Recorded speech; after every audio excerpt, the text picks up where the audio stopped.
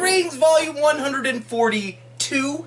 Today we're talking about the Cape Light, a discography cassette that was released on January 31st of 2019. So this one goes back to, I mean, technically I remember seeing a bunch of stuff about this band 5000 from Japan, and at one point I was trying to like get their stuff, but I think they didn't ship out of Japan, or it ended up being sold out. I don't remember, but I remember thinking I gotta check that band out, and then I helped release Komuso. So because I helped release Komuso, I was talking to Gabriel, who was the only non-Japanese member, guy from Sweden, and they were telling me who was in the band for, I think it was a review I was writing, and they let me know, oh, the other people in this band spent time in 5000 and Cape Light. I was like, oh, wow. I went out, I was able to, whatever, check out the stuff, or I think I checked it out, but I just wasn't able to, again, buy it. And then I checked out Cape Light as well. Absolutely blown away. And for whatever reason, I went after Cape Light. So I asked Gabriel to ask the members of the band who were in Cape Light, could I release a discography? It took a bit of time, and I eventually ended up getting one person from Cape Light's contact, and there was a pretty big language barrier, but we tried our best to flesh it out, and we did. Worked out really well.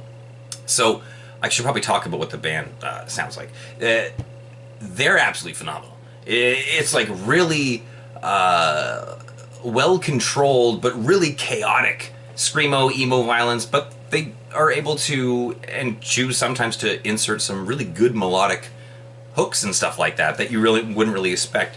So, I mean, like, there's a vast range of bands that you could probably compare them to, including Komuso, Sans Visage, Forget Me Not, you could say Rain for sure, early Loma Prieta, Blue Friend, all of that kind of stuff. So, I mean, it's very Japanese sounding, very, very simple, and with the emo-violence stuff, it's got a bit of a crossover to you know, the US kind of stuff that we've heard. I guess a Piri Reese wouldn't be the worst comparison either, to bring it up to speed to a band that's releasing stuff nowadays that everyone really enjoys. Piri Reese, woot woot.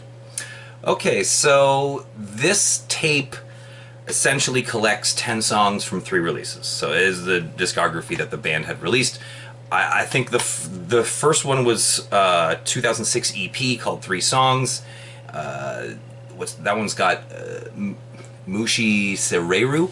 Oh, good lord, that's one fantastic song. I mean, the entire EP is amazing, but like that's the one you'll hear at the end of this Out Past the Rings, because it's just near the end, it latches on to a hook. It's very Rain, very Alas as well, would be a good comparison there. Yes! And then the next was a split. Next 3 songs are split with 5000 that came out in 2017. Yoatari. Oh my lord. That song starts off really quiet, so don't turn up your speakers too much or you'll blow your face off. It really picks up after like 15 seconds or whatever, and maybe like a minute in, there's a lot of like stop starts and like crazy like guitar climbs that just kind of come out of nowhere. Very mathy and like a very jarring song, but once you hear it enough times, like, it's so catchy. It's just everything's kind of only played once or twice, with a lot of like subtle, or actually more obvious, I would say, variations on it. So good. Then you had the 4 songs from the 2018 self-titled Cape Light EP that I think was digital only, so I'm not sure if there was even a physical copy of that release. I think the 5000 was a split cassette, and the 3 songs I would assume also was a cassette, but don't quote me on any of this. I don't know the favorite track. They're all good. Honestly, every single...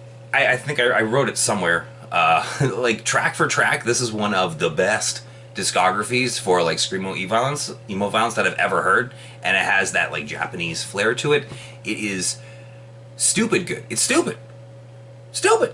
Anyway, let's talk about the tapes. There were 50 made. That was a silly idea. I probably should have made more than 50, but I mean, at this point I was not selling that many things, let alone tapes. So, and I was thinking like, oh, band from Japan, I don't know, don't really live there. So, oh, let's talk about the art. So this was, I think, the first thing that I actually did art for, besides, I guess, the first Zampler. So this is a picture I took of wood, and then I made it black and white, and then I think I just inverted it or something like that. So that's what that is. And then I even did the text on it, which, you know, I didn't know what I was doing, but I was extremely happy when I finished this and sent it to Dave Cullen from ZBR US, and essentially just said, can you put this in a J-card layout? Here is essentially the 1400 Bandcamp cover. So yeah, he did that, and I'm every time I see it on Bandcamp or like wherever, I'm a little biased. We'll go with a little biased. The inside has the track listing and stuff, but it's cool. You can't see it. I think the idea was to have it here, but for the first couple, I remember when we did 4-Ups, Dave was flipping this stuff, and so it's actually, if you open it up, then you see everything, which is pretty cool. Guess what? Sparkle paper. Holy shit, sparkle paper! There was 40 on this like smoky gray, and I just printed, again, it's like a full sheet of 12 of these, and each one is different, has a different thing there. And they're all numbered, so this one's number 24 of 50. Now, there were also 10 platinum silver ones. These ones were really rare. Here's number 2. These did not come like this. If you were one of the few people who actually got one of these, they came like this. So I got some nice wrap that I thought looked kind of like the markings of the wood, the gnarled wood, and put the like silvery thing on it, and yeah, so this is what's inside of there. So I don't need 2 of these. Me having 20% of the copies of this is just stupid. So I'll put this one up for sale if anyone wants it. Been sold out for like almost 3 years, so I'd recommend picking that up. Now these platinum silver ones are expensive, as are the gold ones, so it's going to be a little more expensive, just a heads up, but it's totally worth it, because straight up, again, track for track, one of the best discographies that I've heard. What else we got? The volume master was from Jimmy from Old Soul and Nibuwin, so thank you very much to Jimmy for that. And next is the I Eat Heart Attacks. It's like, what is it? It's the Hello Cole Porter EP plus Please Just Dance Death. That's what it's called.